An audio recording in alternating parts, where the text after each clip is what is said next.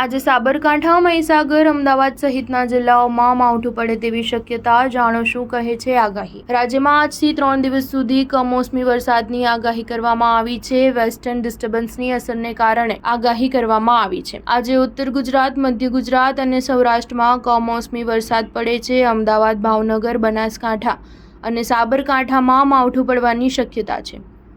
અરવલ્લી, ખેડા, અમરેલી, દમણ અને દાદરા નગર હવેલીમાં વરસાદ પડશે. ગીર સોમનાથ, દીવ, મહીસાગરમાં વરસાદ પડશે. નર્મદા જિલ્લાના ડેડિયાવાડાના અંતરિયાળ વિસ્તારમાં કમોસમી વરસાદ પડ્યો હતો. હવામાનની આગાહી મુજબ નર્મદામાં વરસાદ પડ્યો હતો. સરીબાર, કોકમ અને મોહબી જેવા ગામોમાં વરસાદ પડ્યો હતો. અસહ્ય ઉકળાટ બાદ વાતાવરણમાં ઠંડક પ્રસરી હતી. ડાંગ જિલ્લાના વાતાવરણમાં પલટો આવ્યો હતો. સાપુતારા, શામગહાન સહિત આસપાસના વિસ્તારોમાં બરફના કરા સાથે વરસાદ પડ્યો હતો. બરફના કરા સાથે વરસતા વરસાદથી ખેડૂતોની ચિંતામાં વધારો થયો હતો. પાક નિષ્ફળ થવાની ખેડૂતોને ભીતિ છે. સાપુતારા ખાતે ફરવા આવેલા પ્રવાસીઓ વાતાવરણ પલટાથી ખુશ છે. સ્ટાર ન્યૂઝ 7 હંમેશા સચ્ચાઈની સાથે.